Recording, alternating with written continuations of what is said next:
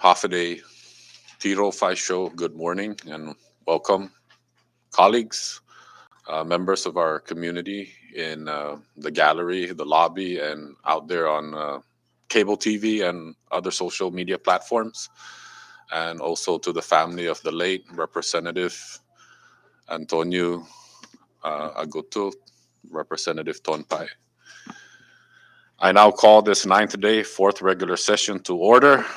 Please let us all rise for a moment of silent prayer.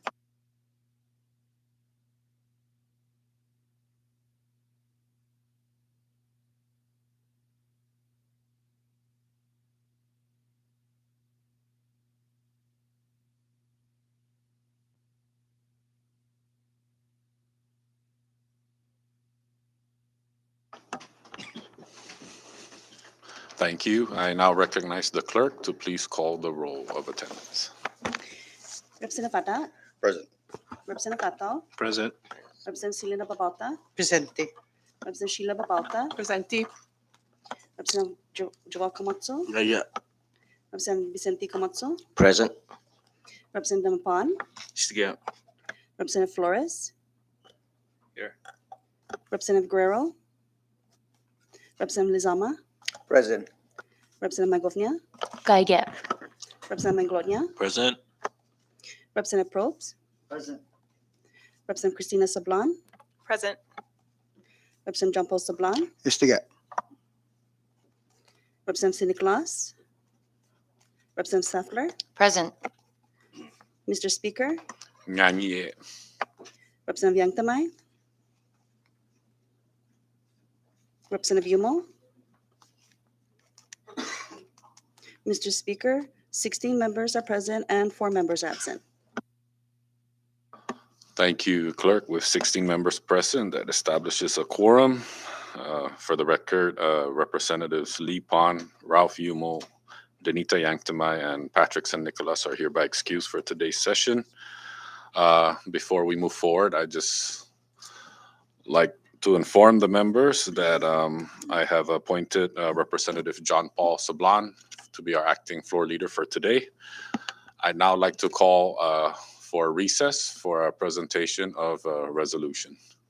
Recess.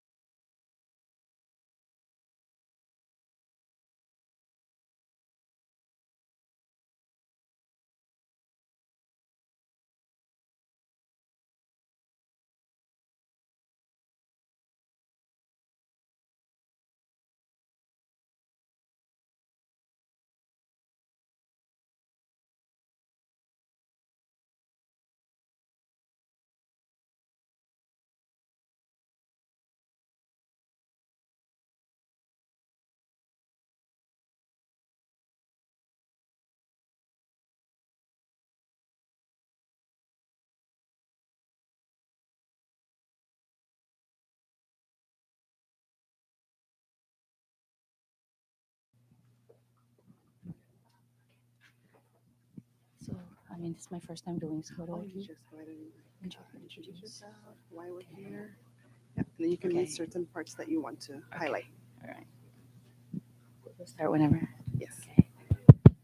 Good morning, members, staff, and the viewing public, if they are on.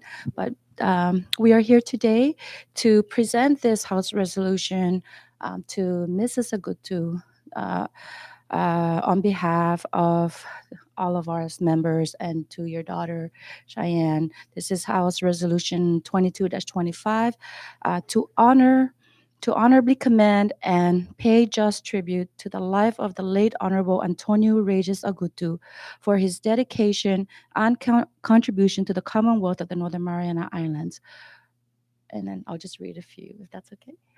Whereas it is the sense of this legislative body that the quality and character of life in this great commonwealth is indelibly enriched by the noble and selfless efforts for those exceptional individuals who would devote their time to public service. And whereas this legislative body representing the people of the Commonwealth of the Northern Mariana Islands is moved this day to pay just tribute to the life and career of the late Honorable Antonio R. Agutu.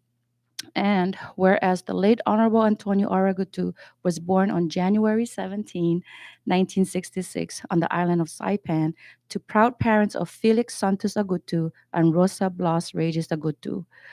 And whereas the late Honorable Antonio Aragoto married Ana Cabrera Agutu, and through their union were blessed with three loving children, Maximo, Antonio, and Cheyenne, and were additionally blessed with four beautiful grandchildren. And whereas the late Honorable Antonio Aragutu began his career as a math teacher at Hopwood Junior High School, and whereas he then became an eligibility worker patient registration at the Commonwealth Health Center, and whereas the late Honorable Antonio Aragutu transitioned and became an administrative specialist for the Marianas High School, the Office on Aging and Historic Preservation Office, Department of Community and Cultural Affairs, and whereas the late Honorable Antonio Aragutu was a simple and passionate man that genuinely enjoyed helping people. He also went above and beyond to help his students stay out of trouble and succeed in life. And where with the encouragement of his community and the blessing of his family and friends, the Honorable Antonio Aragutu entered the realm of politics and was elected to represent the people of Precinct 5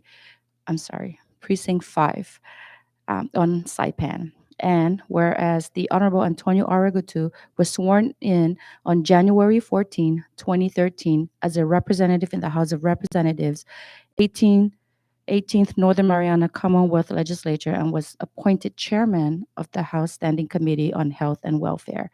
And whereas the Honorable Antonio Aragutu was also a member of the House Standing Committees on Ways and Means, Judiciary and Government Operations, Education, Federal and Foreign Affairs, and the Special Committee on Retirement. And whereas a representative from Precinct 5, one of the first projects he undertook was to clean up an illegal dump site located behind the fire station in Cagman, worked with various government entities to encourage the community to dispose of residential trash properly, and began looking into a transfer station to be located in Cagman. His other village projects included roadside maintenance and beautification, bus stop shelter, construction, and road paving projects. And whereas continuing his passion to help others, the Honorable Antonio Araguto was retained to head the CNMI Guam Medical Referral Office and made himself available 24/7 to assist patients and their escorts. And whereas his gentle demeanor and pleasant attitude made patients and escorts feel at ease and comfortable in sharing health concerns and asking for assistance. And whereas he's in 2016, the Honorable Antonio Aragutu retired from public service and political activities. And whereas towards the end of the Honorable Antonio Aragutu found a new home with priority care and continued with his passion to help people and jokes with co-workers that shared kindness and understood his condition, that helped ensure that his final days were joyful and special. And whereas his spirit, compassion, and dedication will forever be remembered in the minds and hearts of all families, friends, and colleagues who have been impacted by his life and work. And whereas this august body is honored and privileged to commend the life of such a remarkable individual who has positively impacted our Commonwealth. And now, therefore, be it resolved by the House of Representatives of the 22nd Northern Mariana Commonwealth Legislature that the House honorably commends and pays just tribute to the life of the late Honorable Antonio Regis Agutu for his dedication and contributions to the Commonwealth of the Northern Mariana Islands. And be it further resolved that the Speaker of the House of Representatives shall certify and the House Clerk shall attest to the adoption of this resolution, and thereafter the House Clerk shall transmit a certified copy to the bereaved family of the late Honorable Antonio Aragutu, the Honorable Ralph D.O.G. Guerrero, Governor, Commonwealth of the Northern Mariana Islands, and the Honorable Gregory Kilili C. Sablan, U.S. Delegate to the United States Congress, 117th United States Congress, and the Honorable Jude V. Hofschneider, Senate President, the 22nd Marianas Commonwealth Legislature, duly adopted on the 22nd day of December 2022. So, Mrs. Agutu, with this, we would like to present this back to you and your daughter.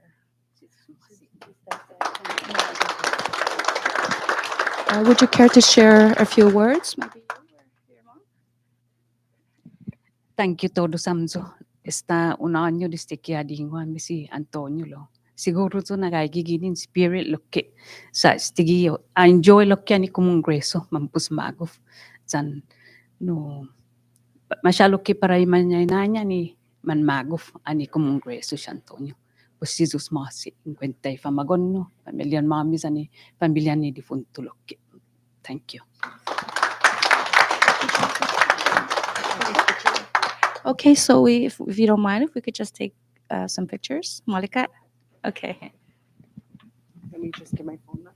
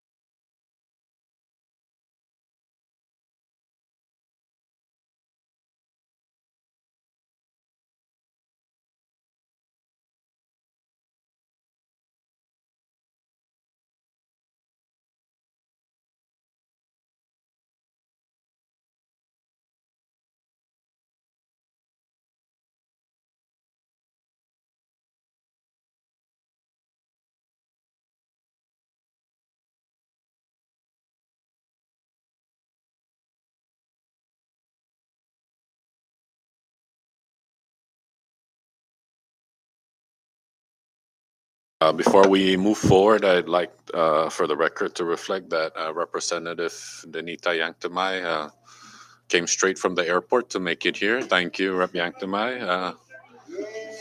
Yay. Welcome back. We'll now move down to item number 2, public comments. You will have 3 minutes to give your public comments. And please identify yourselves, give your name and the entity that you represent. The floor is open for public comments.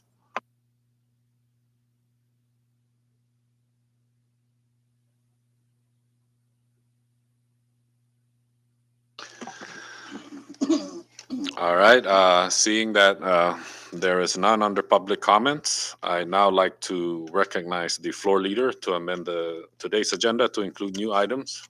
Floor leader. Thank you, Mr. Speaker. At this time, I make a motion to suspend Rule 3, Section 6, so that the House amend its agenda to include unnumbered bills and resolutions and communications, and to include all digital format of pending journals not filed with the clerk's office 72 hours in advance when a notice for a session was given and posted. So move. Thank you, Floor Leader. A motion has been made by the Floor Leader to suspend pertinent rules, and it has been seconded. Discussions on the floor? Ready? Thank you, members. Clerk, please call the roll. Representative Ada? Representative Fatal? Yes.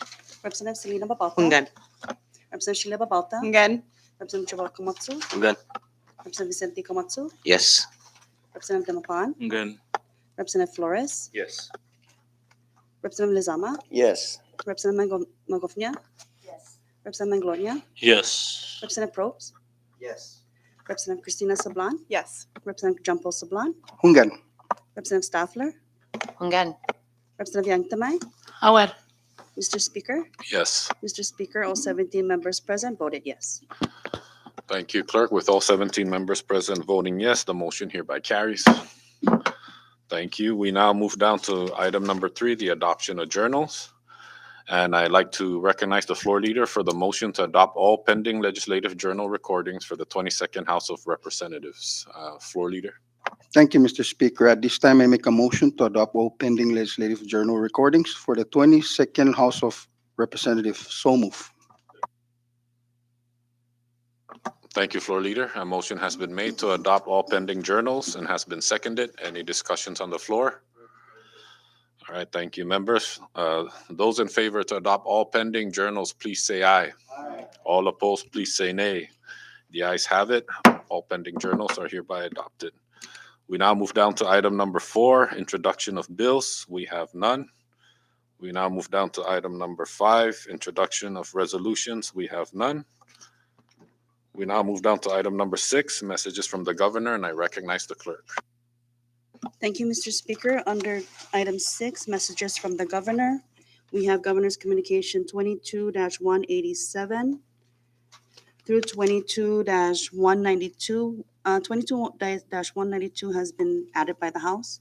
Mr. Speaker, if I may, on Governor's Communication 22-190, for the record, Governor's Communication 22-190 should state House Local Bill 22-42D1. 22-42? House Local Bill 2242D1. Oh, thank you. All right, members, any discussion under governor's communications? Ready? All right, thank you, members. We now move down to item number 7, Senate communications, and I recognize the clerk. Thank you again, Mr. Speaker. Under item 7, Senate Communications, we have Senate Communication 22-129 through 22-143. Senate Communication 22-142 and 22-143 has been recently added by the House. Thank you, clerk. I now recognize the floor leader for the motion to accept Senate communications. Floor leader. Thank you, Mr. Speaker. At this time, I make a motion that the House accept Senate Communications 22-129 through Senate Communications 22-143, so that becomes the property of the House. So move. Thank you, floor leader. A motion has been made to accept Senate communications, and it has been seconded. Any discussions on the floor? Ready? Okay, all in favor to accept Senate communications, please say aye. All opposed, please say nay. The ayes have it. Motion carries. Members, just a quick recess.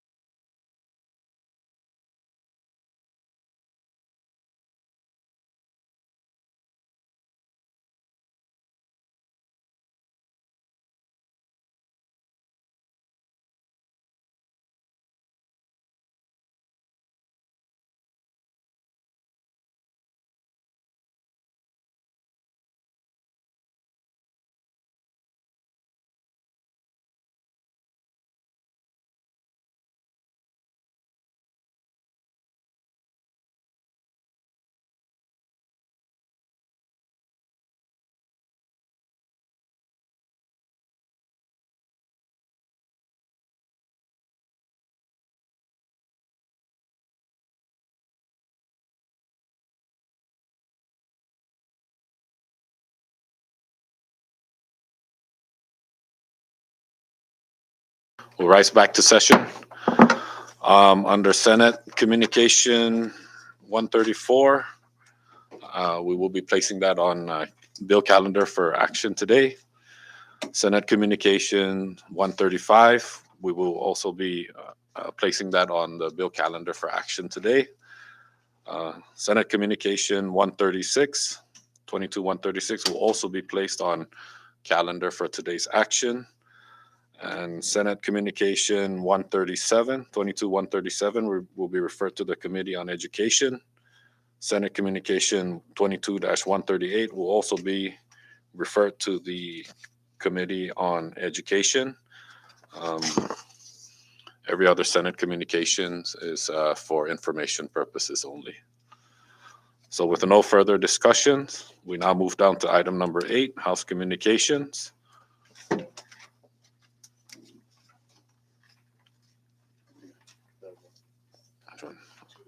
Okay, quick recess.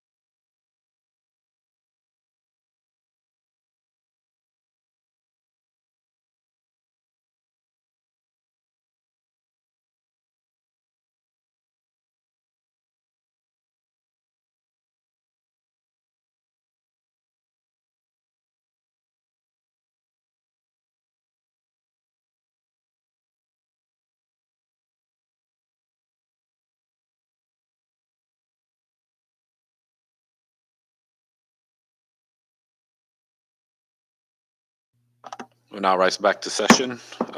Before we went on recess, we were under House Communications, and I'd like to recognize the clerk. Thank you, Mr. Speaker. Under item 8, House Communication, we have House Communication 22-121, which the House has included in today's session. Thank you, clerk. Floor is open for discussion under House Communications regarding the recently added House Communication 22-121, and I recognize Chairman Donald Manglona. Thank you, Speaker. Members, as you know, the House Committee on Ways and Means as well as the JGO Committee conducted a joint hearing into the BOOST program, the Building Optimism, Opportunity, and Stability Together program. And while there are still a lot of work to be done in regards to finding or getting more information from entities or individuals that were involved, the committee hereby submits a report of the recommendations that the committee had come up with, as well as possible violations that the Office of the Attorney General, as well as the Office of the Public Auditor, can look into to determine whether there was in fact violations of these acts, as well as any misconduct in office that was done by individuals who were entrusted to provide these services to our people. Now, while we are in our last session of the 22nd legislature, the Joint Committee submits this report so that should we enter into the 23rd legislature, whichever committee, whether in the House or the Senate, can take this up and continue the work that the committee members, took throughout this past couple of weeks.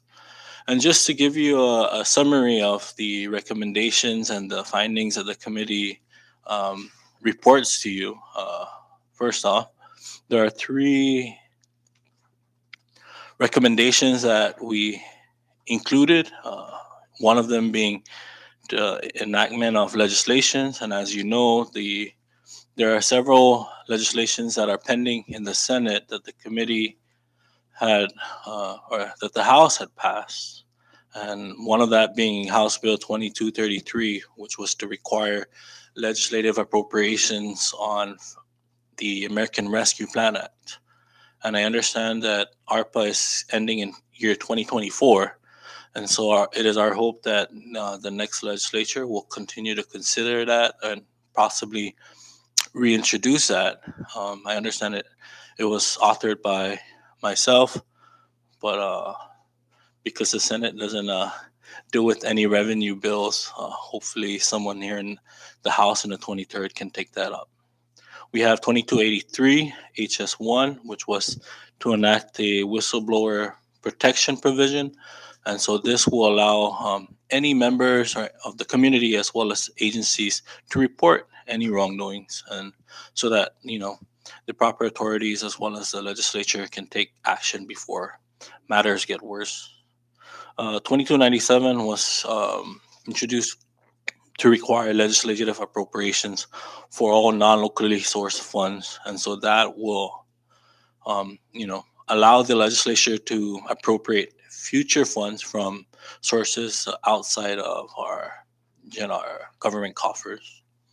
Additionally, the committee had provided for violations of law that the OAG and the OPA can look into. First one being 1 CMC Section 6402, payment of value to vote or aid in securing nomination for another. 1 CMC Section 6403, payment of value to vote, not vote, or reward for same. 1 CMC Section 8535, restraints on votes, deliberations, and discussions. 1 CMC Section 9904, meetings declared open and public. 6 CMC Section 3201, bribery. 6 CMC Section 3202, misconduct in public office. So members, these were some of the recommendations that was reported, and it's what you see in front of you today.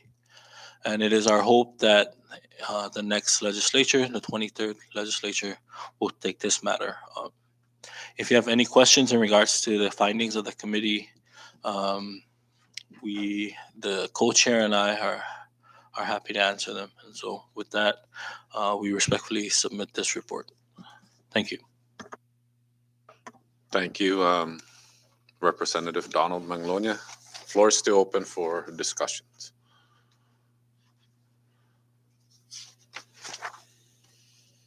Recognize Representative Tina Sablan. Thank you, Mr. Speaker, and good morning, colleagues. I concur wholeheartedly with the recommendations of the Joint Committee that further legislative oversight and investigation into the BOOST program is needed and should continue into the 23rd legislature. Even with the thousands of pages collected and the hours of testimony received in the final days before the end of this term, the Joint Committee has only begun to scratch the surface of the gross waste, abuse, and fraud that has occurred. And there must be consequences. Referrals should be made to the Attorney General, the Public Auditor, and federal authorities for further investigation and prosecution. The next legislature should take up measures to ensure greater transparency and accountability in the expenditures of public funds. And the next administration should support these measures. The BOOST program was a heist. Public money was stolen. Public money was squandered. Public money was exploited for personal and political profit. Only a very few, out of the thousands that applied, were grossly enriched. They were obviously well connected. The insiders of the BOOST program want us to believe that award decisions were made based on the merit and uniqueness of the applications, even when large amounts of money and multiple awards flowed to the same individuals, the same families, the same business associates, the same political supporters, even the same bank administering the program and all its employees who applied.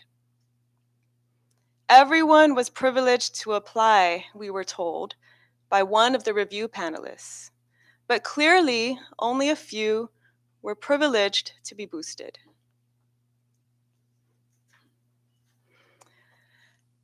This big money grab was made possible by the absolute lack of oversight and transparency. There were no rules, no process, no records of evaluations or votes or recusals, no rubrics, no guidelines, no restrictions.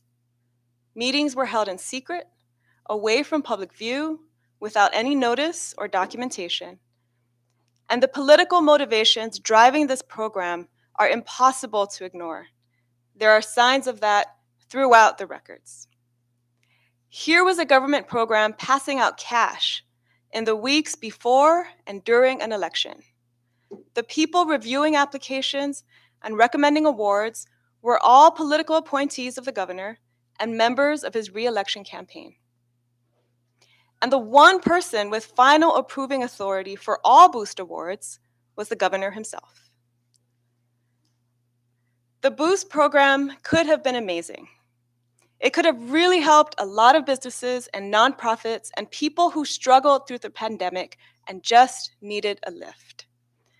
And let's be very clear that our efforts in launching this fact-finding and investigation into the boost program was not and was never about going after the legitimate small businesses and nonprofits that applied for these funds in good faith and with genuine needs. No one really can be blamed for applying for these funds. But the people who should absolutely be held accountable are the boost officials who created a program with no rules, rubrics, or records, and grossly mismanaged and politicized the distribution of public funds. Multiple people had their hands in this fiasco.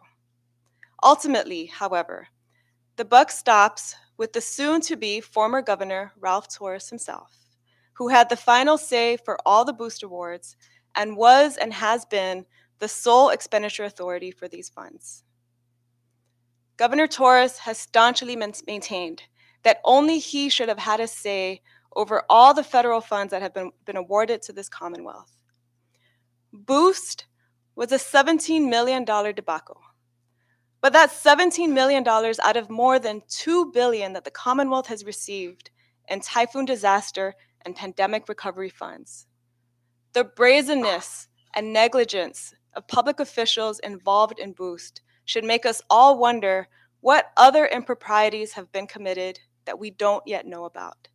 What other money grabs have occurred? If there is one lesson that has been amply demonstrated by this whole mess, it is what we in the House leadership have been saying this entire term. One person should not have such unchecked power over the public purse. That's how precious resources get wasted. That's how corruption begins. I urge the next legislature and the next governor to take all necessary steps to change the culture of fiscal recklessness that has prevailed in this government. Change it to one with real checks and balances, transparency, accountability, and prudence in the expenditures of public funds. Thank you. Thank you, Representative Tina Sablan. Floor is still open. Recognize Representative Probe. Thank you, Mr. Speaker and colleagues, and thank you, my colleague, Representative Tina Sablan, for such an eloquent and excellent report on what really happened with Boost, and for summarizing so much of it. Mr. Speaker and colleagues, I just wanted to add that we cannot ignore the fact that these were essentially golden parachutes that were provided for some of the biggest supporters of Governor Ralph Torres, and that several of them who thought, well, we may not be hired or we may not benefit from the incoming administration. How do we survive? How do we continue? Well, here you go. Golden parachutes for all who were so supportive and so connected. When you look at one person in particular who happens to be a business associate or possibly more to a panelist receiving over $1 million, that's more than coincidence. And the feds, they don't believe so much in coincidence. It was nice to see that the FBI raided the files for Boost at the Bank of Saipan so that manipulations couldn't be happening after after and that's reassuring, but the problem is our timeline. $17 million of Boost uh, funds have been set aside, and my biggest concern of this is it may all be spent.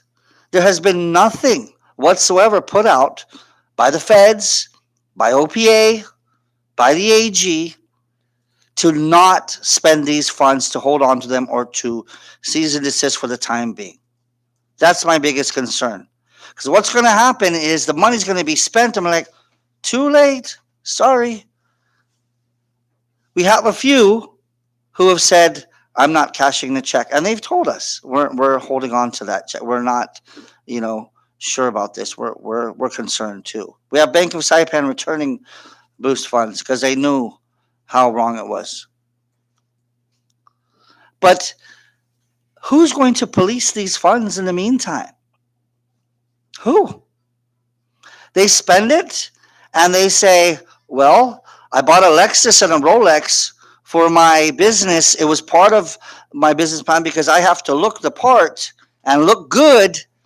It's part of my whole business to create this really cool image. How do you argue against it?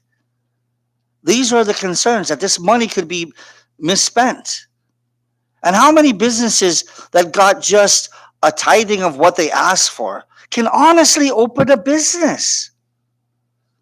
And it kills me to see that some of these businesses applied in the 11th hour, and still got full funding or nearly full funding because they were connected. So forget about all of those existing businesses that actually suffered during the pandemic, that these funds were really, the ARPA funds were really looking at helping those through the pandemic. We're just going to give it to, hey, entrepreneurs, because Congressman Probst, don't you believe in entrepreneurs? Of course we do. All of us believe in entrepreneurs. But we do know that real entrepreneurs have to invest. There is sacrifice. There is a tremendous amount of time that you put into planning. You don't just put together in one day a business plan and submit it on December 13, and get approved, when you get your business license, because you believe in this thing. And we heard from Mr. Taisagui that we didn't care about the financial, with regard to financial projections. Are you serious? Because financial projections are critical in any business plan. And somebody who actually has experience in reviewing those would look and be able to detect and help them and say, your projections are unreasonable, or they are very high, or you're high. Okay? So that is something that you just can't ignore. These golden parachutes that have been given to so many who are connected are enjoying the money. They get to go on vacation. The other businesses didn't get squat. The biggest thing, it's not a loan. You don't have to pay it back. And this is why I am praying and asking our Honorable Congressman Kirili Sablan to do all he can within his power to reach out to the Inspector General, to make the phone calls, to ensure that the feds are on this immediately. And the saddest thing of all of this is this $17 million is a fraction of the $500 million that we got in ARPA that possibly, very likely, could have been entirely spent we have heard through the grapevine that we may be $86 million in deficit in ARPA funding. And I'm praying to God every day, morning, noon, and night, that's not true. But if it is, who is responsible for that mismanagement of our taxpayer funds? And that is a huge concern. It should be for each and every one of us, because we are going to be broke. And you think we're going to have a budget in this house? We ain't going to have anything. That's something that we have to look past partisan politics and focus on this economy. So we still want answers for that. Mr. Speaker, I apologize for going over my time. I yield at this point. Thank you. Thank you, Representative Probst. Floor is still open under discussion under House Communications. Recognize Representative Sheila Babauta. Thank you, Mr. Speaker. I just want to state for the record how grateful I am to Chairman Donald Manglonia, Chairwoman Selena Babauta, and the members of the committee who were very active during the investigations on the Boost program. The hearings and meetings exposed what we all knew and felt, that the Boost program was a political scheme to gather votes during a campaign with very high stakes. It is extremely disappointing and embarrassing that public servants, leaders of our Commonwealth, of our home, would display such greed and self-interest when many of us are advocating for a better Marianas, when many of us are giving up our time and our energy to contribute to a brighter place, that this is happening at the same time. I am so grateful for all of the information that was shared. I highly support the recommendations of the committee and members. For those who are returning in the 23rd legislature, I urge you to continue the investigations on the Boost program and know that our community is also grateful. Our community is listening, our community is watching, and I truly, truly hope that in the coming years we learn from all of this. We learn from our mistakes. We do not re-elect the leaders who have self-interest and greed in their hearts. And I truly hope for a brighter Marianas. Thank you, Mr. Speaker.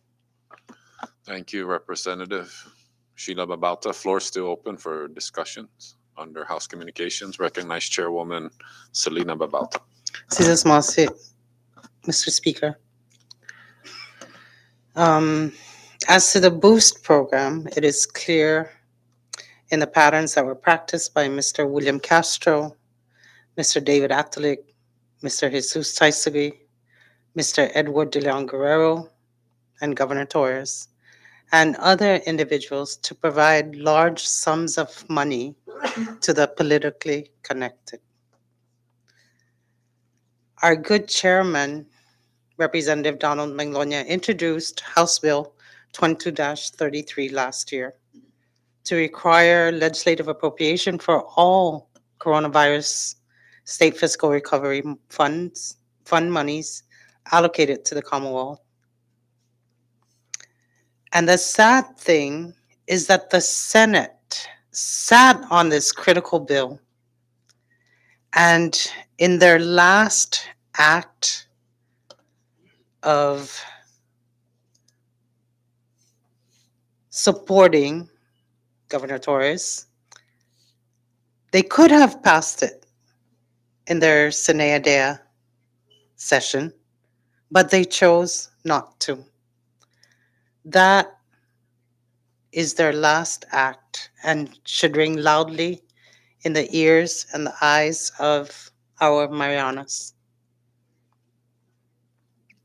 If the governor really meant to help our people, he should have issued another 3 or 4 rounds of stimulus to every citizen in our Marianas. That would have been a more meaningful assistance to our citizens. Stoves were meant to assist us, while the politically connected received hundreds of thousands of dollars. Mr. Taisagi's business associates alone received over $1 million. One individual received that amount in the Boost program. Mr. Castro perjured himself when he, under oath, challenged the Joint Committee to name any of his family members who applied. He went on to further state that he was single. In other words, not married. We now know that during the testimony of another witness, that Mr. Castro's domestic partner applied and subsequently withdrew her application on the day of the FBI visit to the Bank of Saipan. Mr. Castro also claims he has no association with any of the companies or nonprofit organizations that received Boost. We know for a fact that Mr. Castro initiated the One Marianas nonprofit organization that received hundreds of thousands of dollars in Boost funds. And so, what was the end game of the Joint Committee? It is meant to provide checks and balances on the executive and the judiciary branch. That is what we are here for. And it is with a heavy heart today that I come out to inform our constituents to brace yourselves for the worst storm in 2023. A storm that makes our recovery of Super Typhoon Yutu look like a walk in the park. This storm deals with the deliberate depletion of the current administration of our financial windfall from the hard work of U.S. Delegate Gregorio Sablon with respect to the American Rescue Plan Act funds. It has come to our serious attention that ARPA funds were being used for expenses not in accordance with the rules provided by the United States Treasury. We have also come into information to date, the Secretary of Finance has only accounted for $33 million of the $481 million from ARPA funds to the United States Treasury. The Secretary of Finance has not reported to the U.S. Treasury since March of last year. You know, financial crime is multifaceted, multinational, and very often invisible, making it hard to identify, measure, and combat. And its impact is felt in many ways. For those who commit such act, the cost is catastrophic. First, the crime which causes financial damage to a party, our citizens, involved in the transaction. This includes fraud, theft, or corruption. Whereas the second type includes protecting the financial gains derived from causing damage to another party. This involves money laundering. And so how do we measure the impact? We do it through the recommendations of proposed legislation in the future and further investigation. That is all I have to say, Speaker, and I yield my time at this time. Thank you, Representative Selena Babauta. The floor is still open for discussions under House Communications. Ready? Ready? All right. Thank you, members. We move down to item number 9, communications from the judicial branch. We have none. Item number 10, communications from departments and agencies. We have none. Item number 11, miscellaneous communications. I recognize the clerk. Thank you, Mr. Speaker. Under item 11, miscellaneous communications, we have 2. Miscellaneous communication 22-142 and 143. 143 has been added by the House. Thank you, clerk. Floor is now open for discussions under miscellaneous communications. Ready? All right. Thank you, colleagues. We move down to item number 12, reports of standing committees. We have none. We move down to item number 13, reports of special and conference committees. We have none. Item number 14, unfinished business, we have none. Item number 15, resolution calendar, we have none. We now move down to item number 16, and I recognize the floor leader for the motions. Floor leader. Thank you, Mr. Speaker. And before we act on any bills, at this time, I'd like to make a motion that we suspend Rule 7, Section 9, Committee Reports and Other Documents, and Rule 9, Section 9 and 10 for first and final reading. So move. Thank you, floor leader. A motion has been made by the floor leader to suspend pertinent rules for passage on final readings, and it has been seconded. Any discussions on the floor? Ready? All in favor for the motion offered by the floor leader to suspend pertinent rules, please say aye. All opposed, please say nay. The ayes have it. The motion carries. Floor leader. Thank you, Mr. Speaker. First, under bill calendar, I'd like to make a motion for the passage of House Bill number 22-3, SD1, a bill for an act to amend 9 CMC subsection 2101D by providing the option for the motor vehicle liability insurance expiration to be consistent with the vehicle registration expiration and for other purposes. I move for its passage. Thank you, floor leader. A motion has been made for the passage of House Bill number 22-3, Senate Draft 1, and it has been seconded.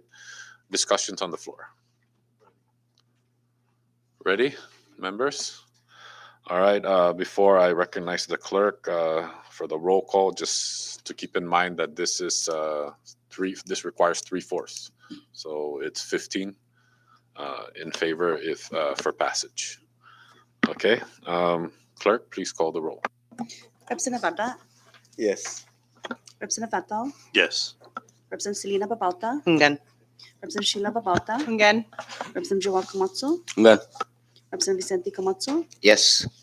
Representative Damapan, Ngan. Representative Flores, Yes. Representative Lizama, Ngan. Representative Magofnia, Representative Manglonia, Yes. Representative Probst, Representative Christina Sablan, Yes. Representative John Paul Sablan, Hungan. Representative Staffler, Representative Yang Tamay, Awar. Mr. Speaker, Yes. Mr. Speaker, all 17 members present voted yes. Thank you, clerk. With all 17 members voting yes, House Bill number 22-3, Senate Draft 1 hereby passes the House. Floor leader.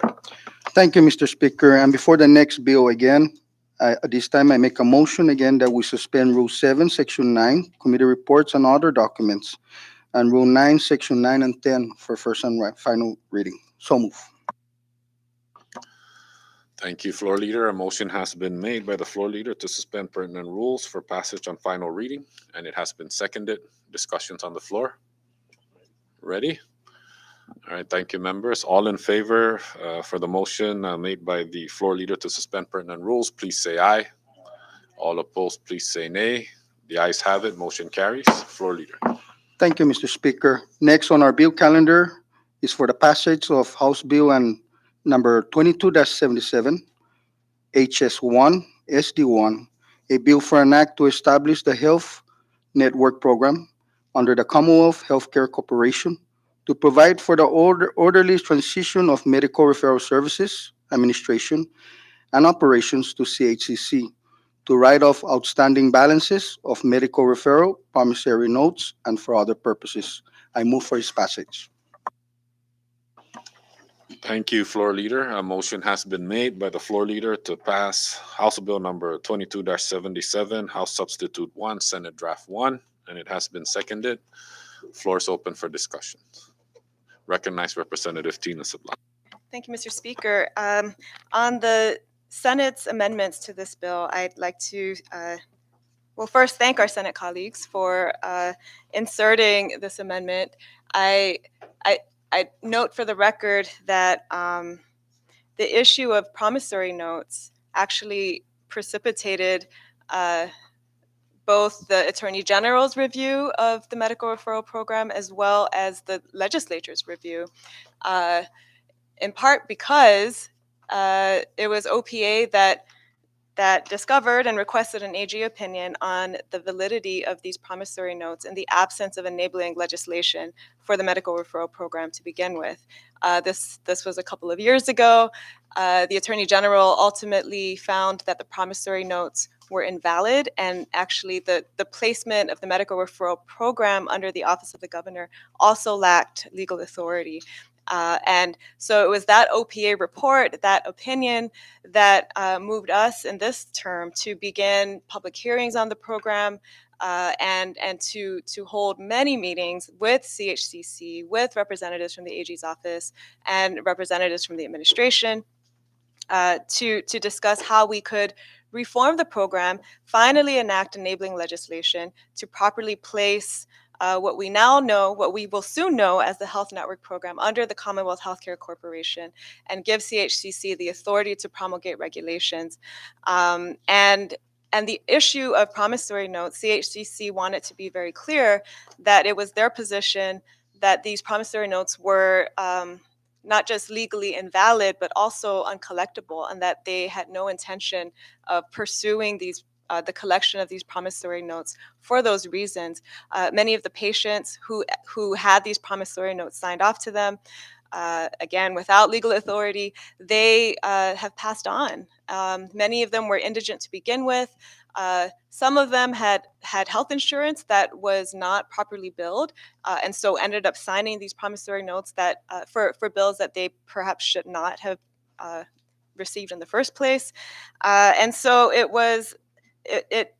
it makes sense at this juncture to write off, well, one, to relieve CHCC from the burden of maintaining responsibility for these promissory notes as we transition the medical referral program to CHCC officially in the law, and also to provide relief for people who have been in limbo about the status of these promissory notes, which again are really not collectible and had no legal validity in the first place. And so I have no objection to the Senate's amendments, and I ask for this body's support of this bill so that it can be enacted into law, and we can finally allow CHCC the full authority to enact the reforms in this program that have long been needed.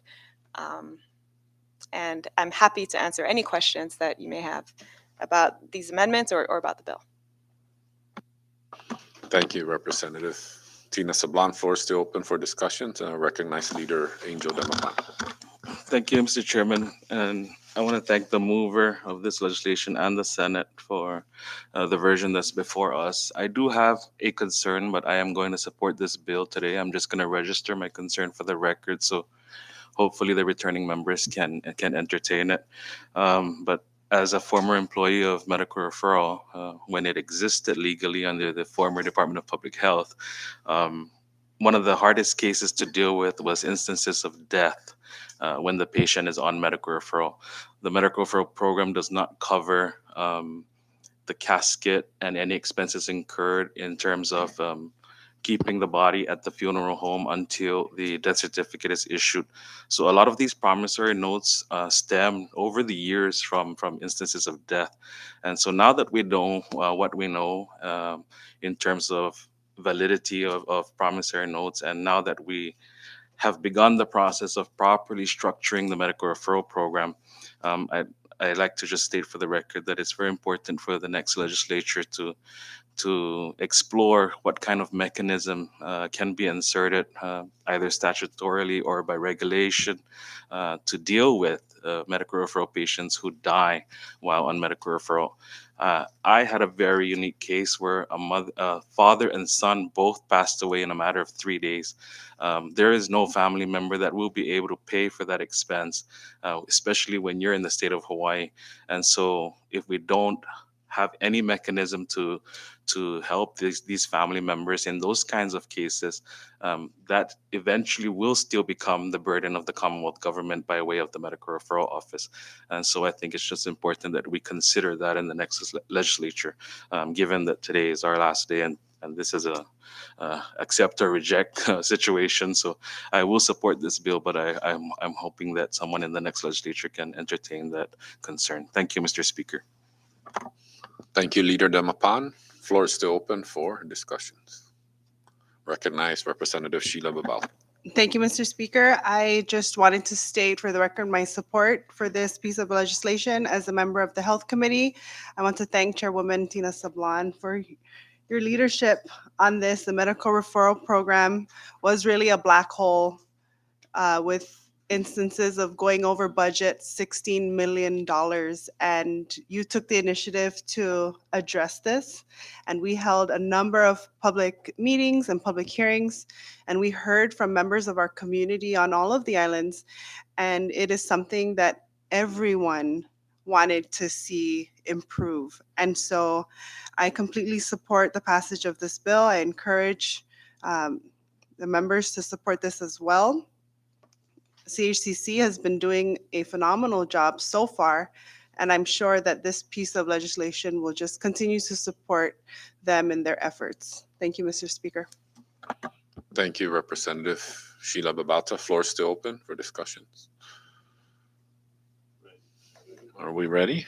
All right, before I recognize the clerk, again, this requires 3/4. Clerk. Representative Fata, Yes. Representative Fatal, Yes. Representative Selena Babauta, Hungad. Representative Sheila Babauta, Again, Representative Joel Komatsu, Ungan. Representative Vicente Komatsu, Yes. Representative Damapan, Ungan. Representative Flores, Yes. Representative Lezama, Yes. Representative Magovnia, Ngan.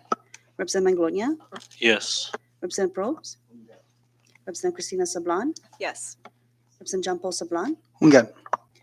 Representative Staffler, Ngan. Representative Yangtamay. Awar. Mr. Speaker, Yes. Mr. Speaker, all 17 members present voted yes. Thank you, Clerk. And with all 17 members present voting yes, House Bill 22-77, House Substitute 1, Senate Draft 1 hereby passes the House. Floor Leader. Thank you, Mr. Speaker. And before any motion on the last bill under our bill calendar, again, I'd like to make a motion to suspend Rule 7, Section 9, Committee Reports and Other Documents, and Rule 9, Section 9 and 10 for first and final reading. So move.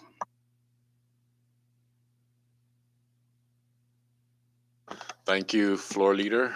Motion has been made by the Floor Leader to suspend pertinent rules for the passage of House Bill 22-79, HS1, SS1, and has been seconded. Floor is open for discussions. Ready? All in favor for the motion offered by the Floor Leader, please say aye. All opposed, please say nay. The ayes have it. Motion carries. Floor Leader.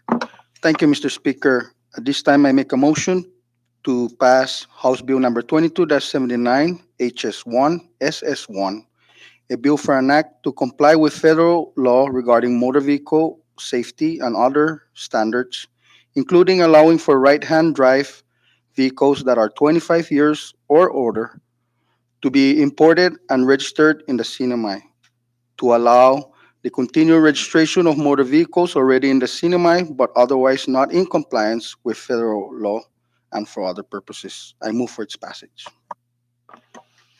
Thank you, Floor Leader. A motion has been made for the passage of House Bill number 22-79, House Substitute 1, Senate Substitute 1, and it has been seconded. Floor is open for discussion. All right. We ready? Ready? Okay. Again, before I recognize the clerk, again, this requires 3/4. Clerk. Representative Fata, Ungan. Representative Fatal, Yes. Representative Selena Babauta, Hungad. Representative Sheila Babauta, again, Representative Joel Komatsu, Ungan. Representative Vicente Komatsu, Yes. Representative Damapan, Ungan. Representative Flores, Yes. Representative Lezama, Yes. Representative Magovnia, Representative Manglonia, Yes. Representative Probes, Representative Christina Sablan, Yes. Representative John Paul Sablan, Hungad. Representative Staffler, Ngan. Representative Yangtamay. Awar. Mr. Speaker, Yes. Mr. Speaker, all 17 members present voted yes. Thank you, Clerk. With all 17 members present voting yes, House Bill number 22-79, HS1, SS1 hereby passes the House. And that completes the bills under bill calendar for action on this last session. I now would like to recognize the floor leader for the motion to file all remaining bills, resolutions, and reports and other assignments given to committees to also include Senate communications that require House action. Floor leader. Thank you, Mr. Speaker. And at this time, I move to file all remaining bills, resolutions, and reports and other assignments given to the committees to also include Senate communication that requires House action. So move. Thank you, floor leader. A motion has been made by the floor leader to file all pending legislations, reports, and other assignments of committees in the House and has been seconded. Discussions? Ready? Those in favor for the motion made by the floor leader to file all pending legislations, communications, and assignments to committees, please say aye. All opposed, please say nay. The ayes have it. The motion carries. Thank you. And before I recognize the floor leader for the record, I apologize. I recognize the floor leader to make the motion, also to adopt today's journal in digital format. Floor leader. Thank you, Mr. Speaker. At this time, I make a motion to adopt today's journal's proceedings, including its digital format. So move. Thank you, floor leader. A motion has been made by the floor leader to adopt today's journal and also to digital format, and it has been seconded. Any discussions on the motion? Ready? Okay, all in favor to adopt today's journal, please say aye. Aye. All opposed, please say nay. The ayes have it, and motion carries. Today's journal is hereby adopted. We now move down to miscellaneous business, and members, I know I mentioned to some of you that for those of you that would like to give brief remarks or a speech, that we will be doing it under announcements. I just stand to be corrected. And if you'd like to give some brief remarks, this is the time to do it under miscellaneous. So floor is open under miscellaneous. Recognize Representative Leila Staffler. Thank you, Speaker. I was just really reflecting on my experience in this House, and I wanted to acknowledge some amazing things that happened. Just to start with, this community elected 6 women on this House, the most ever, and still could have more. So we get half one day, but we're very, very grateful to have had 6 women represented in this House. We were also the first in delaying an election of speaker, like what's happened in Guam and in America. But we were able to create a coalition amongst all 3 groups. And we've done a lot of hard work. We were one of the most transparent, having almost all sessions and most committee meetings shown live and posted online on YouTube and Facebook. For our community to see the legislative process and witness the conversations and big issues. We were probably the most watched House so far, although there's hopes for future Houses if they continue with the boost recommendations and possibly other ones as the transition reports will show there are other anomalies to be reviewed in programs. We rarely suspended rules other than today being at the last session. But when we did, we rarely motioned for first and final, except for today, of course. But we knew that we owed it to the people to follow the legislative process where this House went and introduced lots of progressive bills in healthcare, education, and anti-corruption, expanding protections of rights to underserved and underprivileged groups, establishing different kinds of possible landing fees and expanding mental health access and reforming legislative allowances, and not all passed, but that's what the legislative process is. It's definitely been an honor and a pleasure to serve with each of you in this body, and I look forward to the future work that our next House incumbents and newly elected leaders will bring. Thank you in advance for continuing the good work for the CNMI and keep fighting corruption. keep pushing for transparency, keep pushing for accountability. And I thank you all for starting on time for these last 2 years. I know that the community really appreciated being able to give their public comments right when public comments were scheduled. And I'm grateful to have had this experience with each of you. And till the next time, thank you. Thank you, Representative Staffler. Somebody give her a tissue, please. I'm just kidding. Thank you. That was beautiful. Recognize Representative Richard Lizama. Thank you, Mr. Speaker, and thank you, partner, Representative Leila Staffler. It's been a great experience for my last 2 terms. I want everybody in Precinct 5 to hear this. Thank you very much for allowing me to serve you. My 4 years, we did accomplish a lot, especially with my partner, Reps Leila Staffler, as a team. Just by closing my term, I did, and Representative Staffler submitted 4 more speed bumps that the people wanted in our community. For those of you that, my colleagues who have helped me, I want to say thank you, especially for my good buddy right there from the other island, Precinct 6, oh sorry, 7. 6 is not here. Thank you.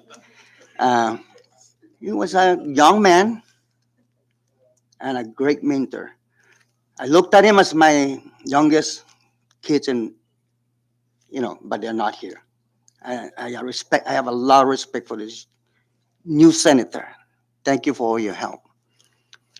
Representative, and of course, outgoing Representative Tina Sablan, you were always on the ball.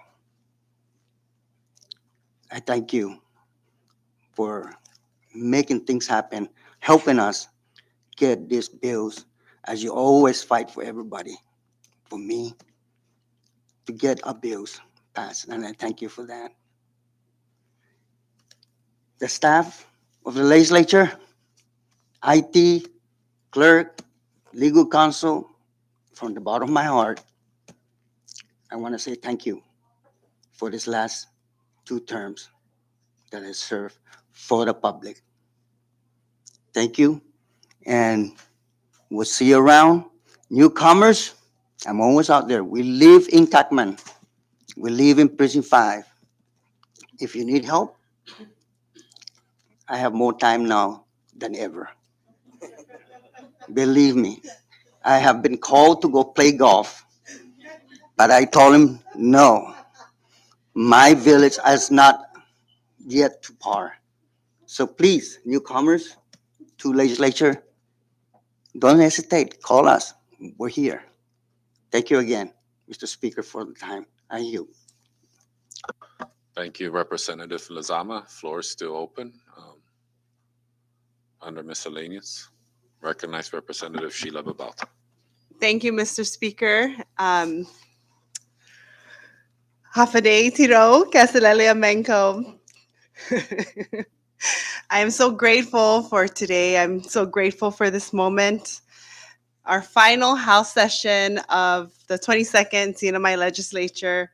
Serving in the last 2 terms, the last 4 years, has been such an honor, such a pleasure. It's been a period of growth, personal and professional growth.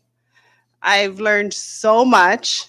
I feel like I just expanded at an accelerated pace. My perspectives, my advocacy, my friendships, my service. I've introduced bills that became law, bills that didn't make it. I worked with passionate members all around our community to introduce resolutions on the impact of the military and the nuclear waste being dumped in our ocean. I've advocated for Indigenous leaders to have a seat at decision-making tables. I've traveled to raise awareness on ways we are impacted by climate change, speak at international conferences, introduce President Obama, meet John Kerry, the President of Brazil. I served as floor leader for our local delegation, SNILD. I got to voyage to the Northern Islands twice, once with the Mayor Ben Santos and his team, and the other time with Rep. Layla Staffler. And it's been amazing. It's been such an amazing experience. When I first came in, we had furloughs and austerity. We had very little resources, very high expectations, and that gap really causes a lot of hurt, a lot of miscommunication with our community. And so it really opened my eyes to this seat and this role, the responsibility that our elected officials have, and the expectations from our community. I got to adopt the Tanapa Youth Center, which was such a highlight of my time, spending so much time with the kids, seeing really a reflection of our community in our children. It was such a special moment. And even during one of our times here when WSR came to visit, I got to meet Miss Wilson, a fifth grader who dressed up as me for one of her school projects, a living wax museum. And I was so touched by that. But I did not do any of this alone. I really want to recognize my team throughout the 4 years: Edelyn, Kenzie, Offing, Janice, Zeno Jr., my interns, Ryan, Mary Jo, Trini, Emma, Dianele, Jude, Kina.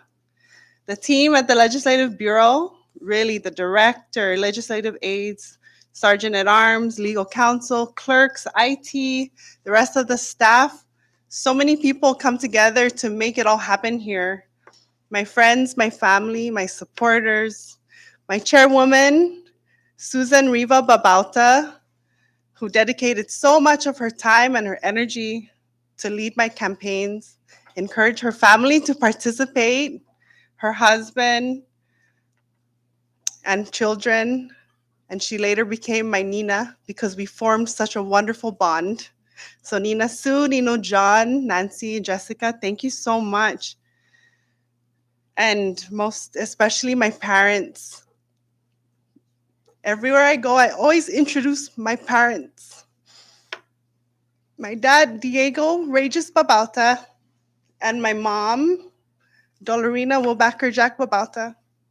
I always introduce you wherever I go because not only are you my creators, but when I decided to run for office, they supported me and I was forced to resign. I worked under Governor Torres at the CIP office. And when I sat down with him and told him I was running for office, he was not happy about it, that I decided to run as an independent. So I was forced to resign or else I would have been terminated. So that meant I had to move back in with my parents. Rent free. And I did not have a job for the whole year. And they allowed me to campaign. And they were involved so much in my campaign and they advocated for me. So because of you, I am here. Because of you, I got to experience and grow so much. And I will always be grateful. Donkuluna Sizus Masidat, Kalangan, Mom. And finally, lastly, to the voters and the people of Precinct 4, thank you so much. Your votes got me into this seat to represent our voice, to advocate for us. If it wasn't for your votes, the process, for your trust, your confidence, I would not be here. And so I will always, always remember that. And I will always, always hold gratitude in my heart. Today is my final day in public office for the 22nd legislature, but I'm not going anywhere. I'm not moving, despite all the rumors on the Coconut Wireless. I will live in Precinct 4. I will play in Precinct 4. I now will have time to learn golf. And I am so grateful for that. More time with my family, more time with my parents, more time with my siblings and my friends. To the incoming And returning members of the 23rd, congratulations, most especially the representatives of Precinct 4, Rep. Joel Camacho, who has done amazing work in the past 4 years. It's been an honor to serve alongside you. And Rep-elect Malcolm Omar, congratulations. I'm here to support you in your efforts. Naianimu. Thank you, Mr. Speaker, for your leadership. Mr. Vice Speaker, Floor Leader Yumol, and Acting Floor Leader today, JP Sablan.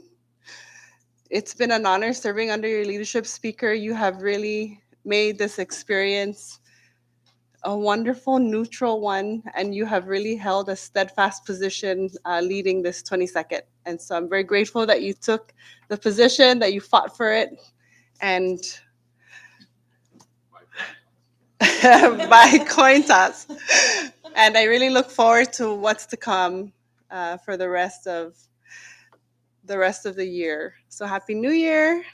It's been wonderful. Adios. Thank you, Mr. Speaker.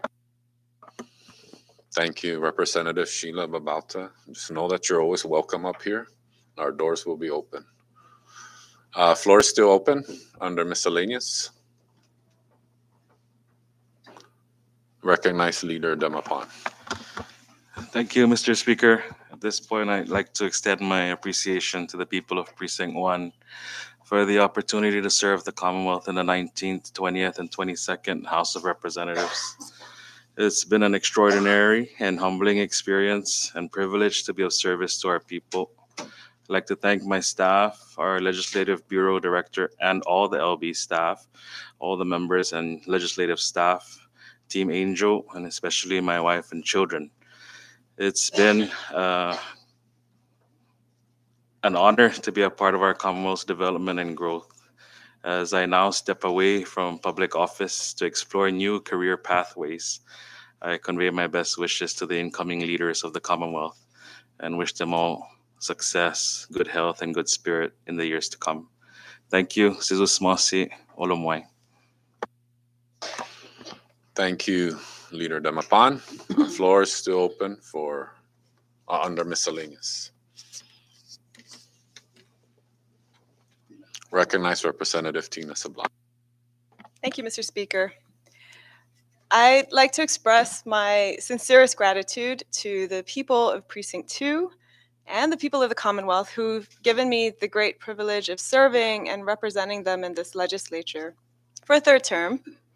As chair of the Health and Welfare Committee in this 22nd legislature, I'm especially proud of the measures we took to support the health and well-being of our people, and especially the most vulnerable members of our community. For example, we took steps to restore the Earned Income Tax Credit to the Commonwealth's working families after about 20 years of the government taxing the EITC 100%. We improved and expanded access to mental health services through the Commonwealth's membership in SIPACT, the Interstate Compact for Mental Health.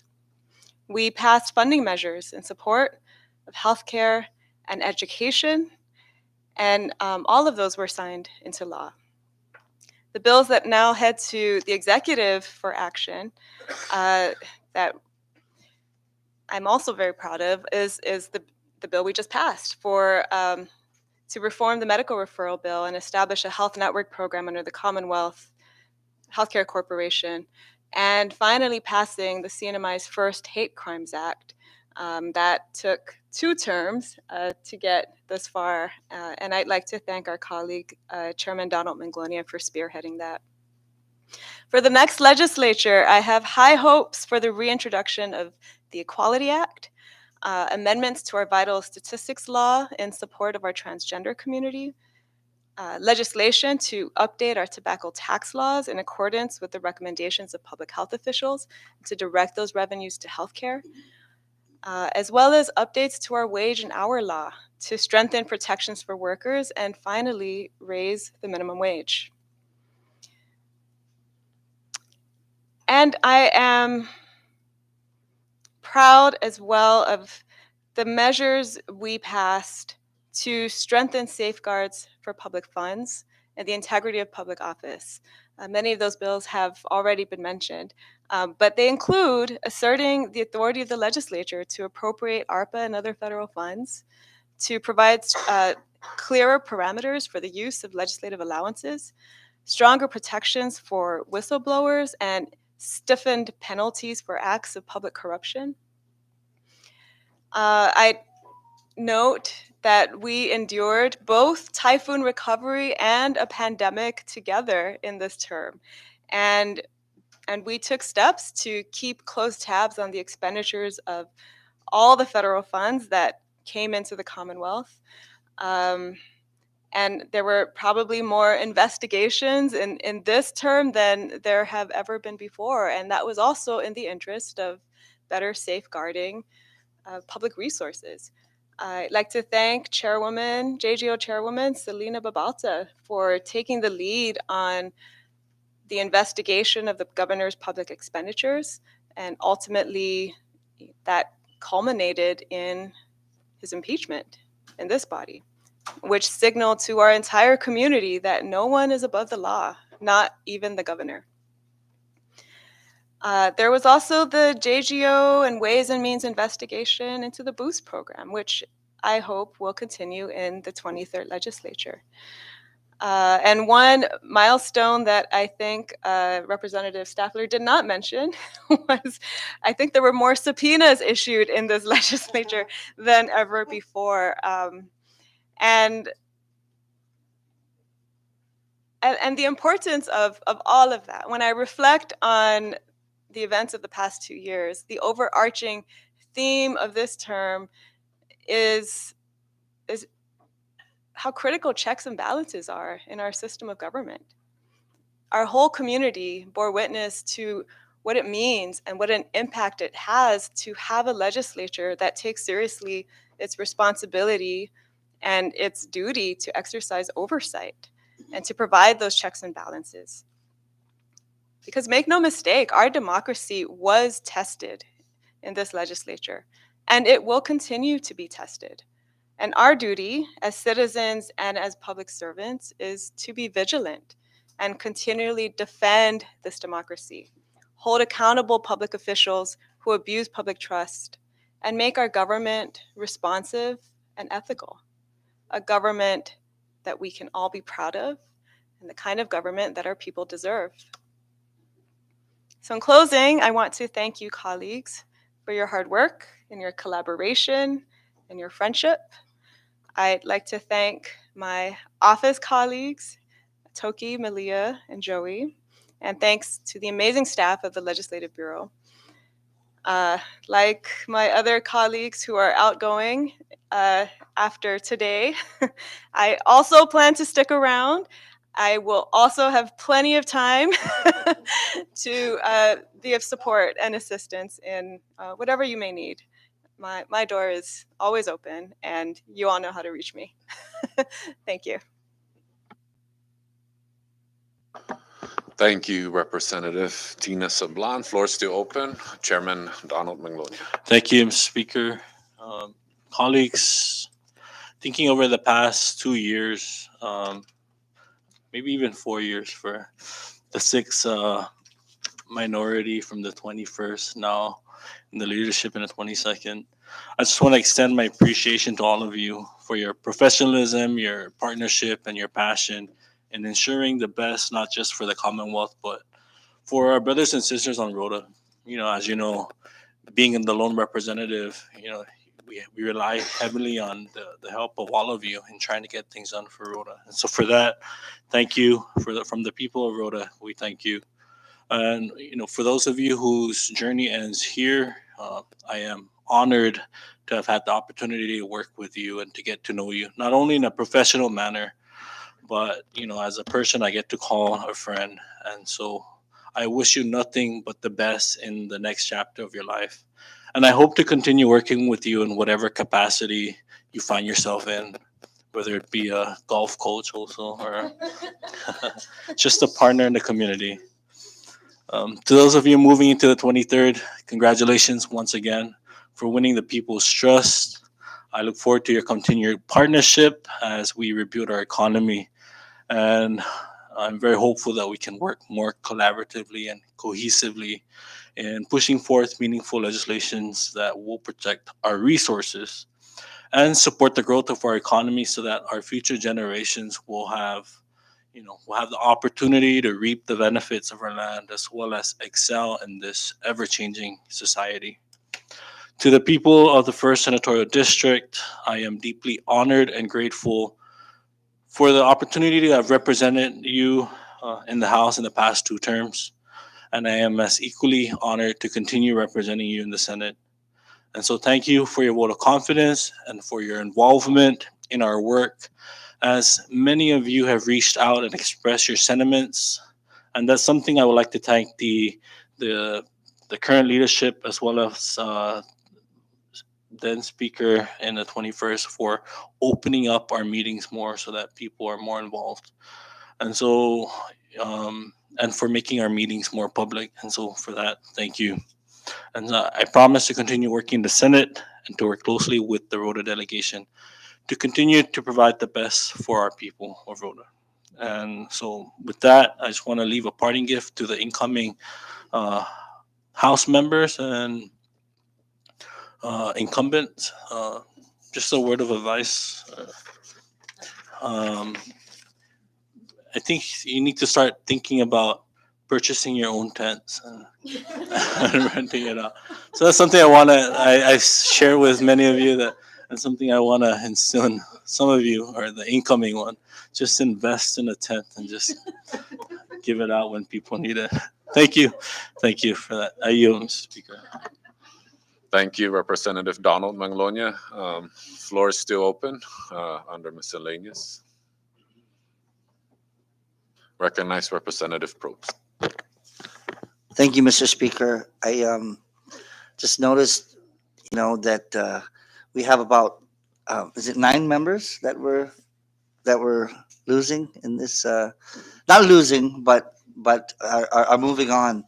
And I just want to say to you, thank you so much for all you have given um, to not just this body, but to your community, to your precinct, to the entire Commonwealth. I thank you for the debates that we've had, the discussions we've shared, but most importantly, your friendship and the kindness you have bestowed upon not just me, but also my family. I appreciate the time that you take when we are out of office to greet and say hello and to have talks, and sometimes even break bread and have meals, maybe a few beers, maybe a glass of Blue Label. That was a joke because we can't afford Blue Label. Um, but in on all honesty, it's been really a pleasure, and I feel I am so excited about the 23rd and the opportunities we have with our incoming members, with our current members. But there is a sad part in my heart of not seeing you on a regular basis, and not relying on you for so many things. I can think of so many of you. One is Representative Tina Sablon. I'm very sad because who's going to proofread all our stuff and find the smallest details? The smallest. This was supposed to be, the tea was supposed to be. No, I'm kidding. But you are amazing. You are one of the few people I know that literally reads every single bill and goes over every page. That is hugely time consuming. And I always come to you before a session to get the cliff notes. And I'm going to miss that. In fact, you said you're taking a break and looking for a job. I might have to hire you on a part time basis to review my lousy writing. So, but I do want to thank you guys. I always have fun working with you guys too. Representative Sheila Babalta, your contagious laughter, and just you're always so bubbly and happy. And even if I'm feeling down, you always have a way of just picking us up, and I'm gonna miss that. So you said you're not moving, so please continue to visit us. But I don't want to take too much time in mentioning everybody. Again, I know we're short on time, but I also want to also say thank you that this is one body, and there was sometimes division, but it was always kept professional. I thank the minority team led by our leader Angel Demapon for doing so, for being a gentleman, for reaching out and always being somebody that would bring the argument, bring debates, but always bring it in an intellectual uh, way. And I've always appreciated your service, and that will be missed. And I wish you and your family the very best, leader. And thank you for your friendship over these years, and for all you have contributed to our precinct one. It's truly appreciated. Um, with that said, Mr. Speaker, thank you for your leadership and for everyone who we've served with, especially our staff, our hardworking clerk, and our legal counsels who are always correcting us. I appreciate that so much. Thank you very much for your time. Thank you, Representative Probst. Floor is still open. Recognize Chairwoman Selena Babauta. No more subpoenas, please. Thank you, Mr. Speaker. No more subpoenas, I promise, after today. We'll see about the 23rd. First, malago sa pag-extended ang kuna si Zusmasi para LB Director, Mr. Perry Tenorio, ni Honorable no professional na eksperyensya gini gi termino ko gi na 22 na legislatura si Zusmasi para staff mo Miss Lynn Munya. Si Zusmasi for your professionalism. I learned a lot from you. And I hope to continue to learn from you as to parliamentary procedures and todo na reglamento ni ta praktika gi legislatura. I want to thank the councils, Joe Tyron. I call them my handlers. They keep me out of trouble. And a good attorney will get you out of trouble, but a better attorney will keep you out of trouble. So my handlers keep me out of trouble for the most part. Joe Tyrone, John Bradley, John Brendan Lade, who is enjoying himself in Hawaii. Thank you for your service, Brendan. We miss you sorely. Speaker Cesar Mossi, for your professionalism and guidance of the 22nd Legislature. I also want to thank Minority Leader, the late Ivan Blanco, although I've only had the opportunity to serve with him for 7 months. I'd like to lift him up in a short prayer, and may the angels and saints lead him to the new and eternal Jerusalem. Jesus Masi, Ivan. I also want to thank Minority Leader Angel Demapan, who took over after that. Jesus Masi, ni respeto. Nito tempo nagstetendi para todo I membro este na body. I also want to thank my vice chair in the JGO, si Representative BJ Ato. And I often hear sesu tinga hungo kedzi na palabra no fafadzinya za usen hongin na si Representative Ato mafanyogo para este na tutsu sa fafadzinya este politika huli Gwini na termino, si Masi Vice, then Vice Chair and Vice Speaker, BJ Ato.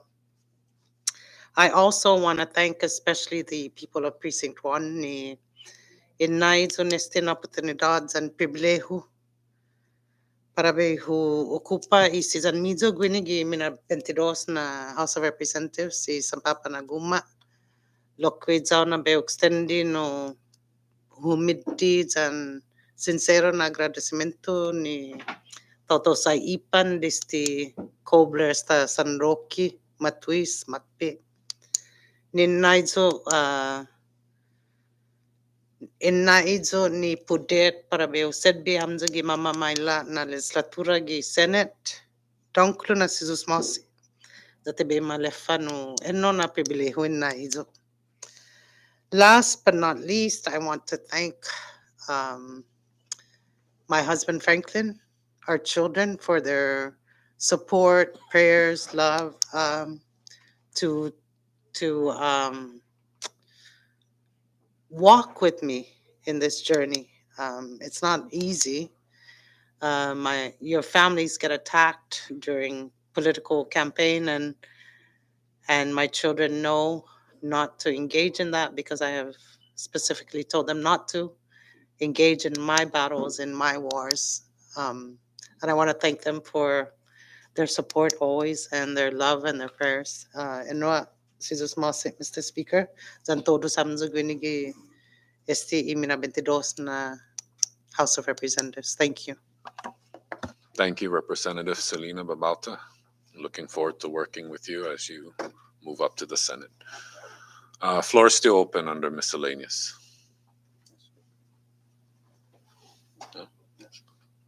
Okay, recognize the floor leader.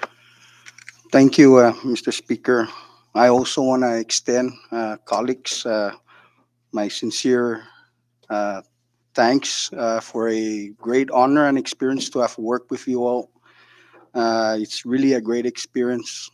I really do also want to thank you, Mr. Speaker, for your outstanding leadership in maintaining decorum and making sure as much as possible that we have a smooth session, most especially with this dynamic and diverse members of this 22nd legislature. This is my fifth term, and this has got to be the real deal. This is the best members ever in my experience. So I thank you all for that great honor and experience. I do also want to thank my election precinct colleague, Tina Sablan. Thank you so much for the collaborative work that we have done for our DPO of Precinct 2 with all the programs that benefit them. I do also want to thank my staff, Apple, Joey, and Richie, for the great and hard work they all have done through this term.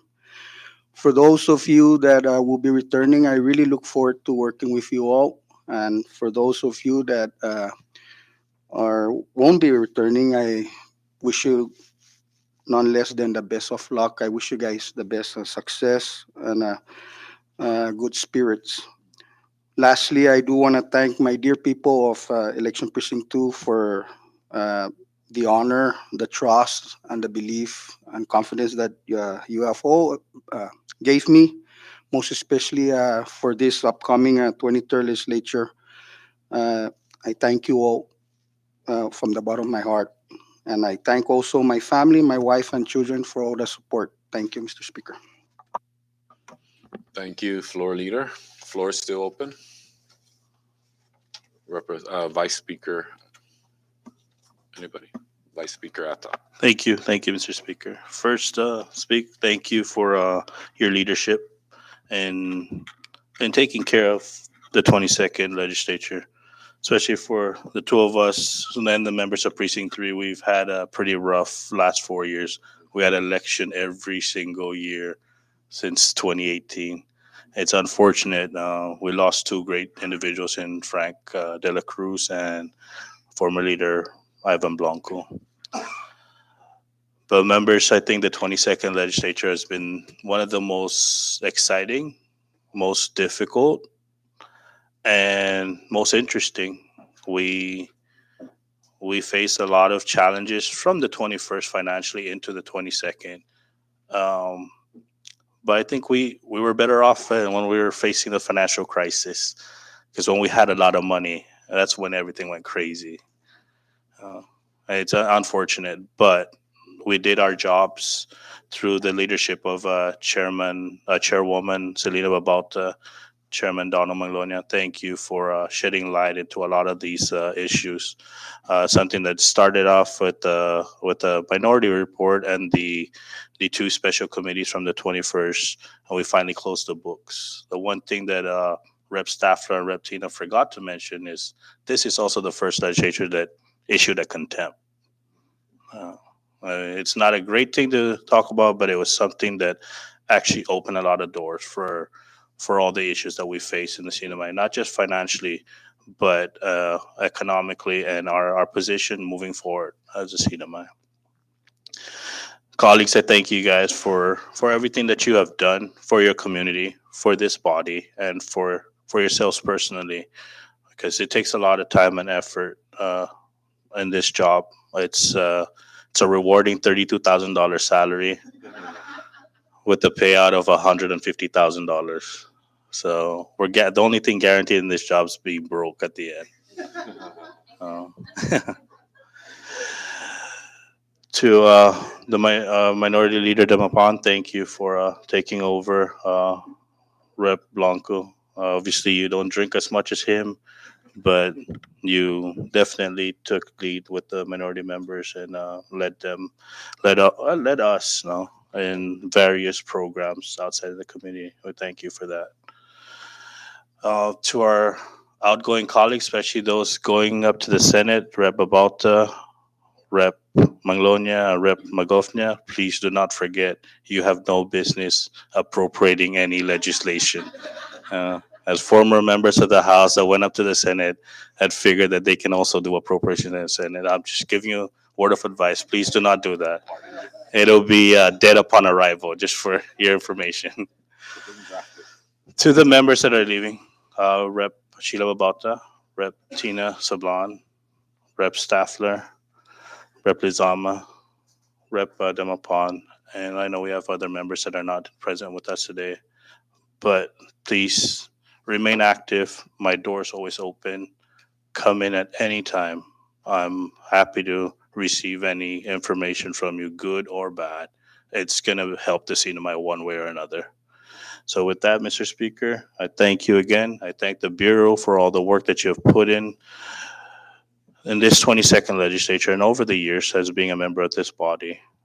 And to my staff, I thank you for all the work that you've put in for the office. Members, congratulations in your re-election. Congratulations in your election to the Senate, to the members, and to the incoming members. I look forward to working with you. And please, these members that will be leaving this body at the 22nd legislature will have good and sound advice. Open your ears and listen. Thank you, Mr. Speaker. Thank you, Vice Speaker. Floor is still open. Recognize Representative Joel Camacho. Thank you, Mr. Speaker. I'll just keep this brief. It's been an honor serving alongside of each and every one of you. Like what Rep JP mentioned, it's just the real deal.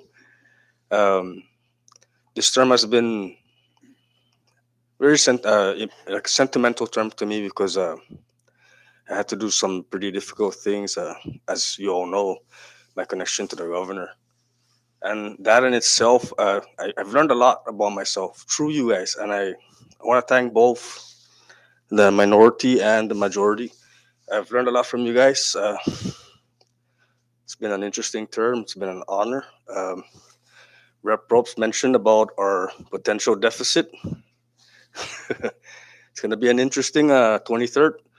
I can assure you all that we're going to continue the hard work, Rep Babalta. We're going to continue to go work in Precinct 4. We'll work for the 23rd, and hopefully we can come with solutions with the Senate. And it's been an honor. Thank you, guys. Thank you, Representative Joel, for keeping it brief and short. Floor is still open for discussions. If nobody else, I'd like to go last. Ready? Okay. Thank you, colleagues. I would first like to thank the people of the CNMI, most especially the people of Precinct 3, for giving me the honor and the privilege for serving in the 22nd House of Representatives. To my family, most especially my parents and my siblings, and to my better half, Jolene, and our children, Emily, Jaden, who led the logistics, and Gino, and also the committee for the help and support in getting me elected into this 22nd term. To my colleagues, thank you for all your hard work and for your support throughout this term. And by colleagues, I also mean the late leader, Ivan Alfonso Blanco. Although we have had our differences, not just between majority and minority, even within the leadership, I try to be as fair as possible and lead to the best of my ability. We have done some great things, and although I would have liked to have seen some things done a certain way or more things done, I've always made it a point to allow you all to lead in your own ways. To the staff of the Legislative Bureau, I can't thank you enough for all that you do. Thank you for all your work and support. Without you, we will not be able to serve the people the way we do. You are a big part of our service to the people, and never forget that what you do, your duties and responsibilities, whether you're a clerk, a legal counsel, a legislative assistant, sergeant at arms, etc. All those things that you do is not just for us members, but also for the people. To the members that will not be returning, I wish you all nothing but the best in your future endeavors, and I know that my door and the door to the legislature is always open. To those that will be returning, I look forward to working with you all in continuing to make the CNMI a better place for our people, our children, and the future. And I hope heaven has a YouTube or a Facebook or a cable TV, because I would like to thank the late Kina Borja Salas and also the late Bobby Ariola for their service, not just to the office, but to the people. Both of you, you're always in my thoughts and prayers along with your families, and I will never forget the service that you provided. To the members, staff that have come to my aid after the passing of Kina, thank you for all the help and support. I really appreciate all the help. And also to every staff of every member, thank you. To Jessica, thank you as well for all your help and support, not only for the Office of the Speaker, but also for all the members. To Vice Speaker Attal and Floor Leader Ralph Yumo, and also my part-time floor leader, John Paul Sablan, and also for a brief stint, Representative Probst. Thank you for all the help, the support, and for always having my back throughout this term. I know we had a rough start, like they said, probably the longest inauguration in the history of the CNMI. I even recommended to Probst to recommend to Guam that if they cannot figure out who their speaker is, there's always the coin toss, But just like with all of you, Vice Speaker and Floor Leader, I can now look back with no regrets when I asked for both of you to serve by my side. To the people of the Commonwealth, the people of Precinct 3, to you colleagues, I hope that I have made you all proud as I am to have served with all of you. It was truly an honor to serve as your speaker. And with that, I end by saying Sidus Maasi, Hili Sorem, and thank you very much.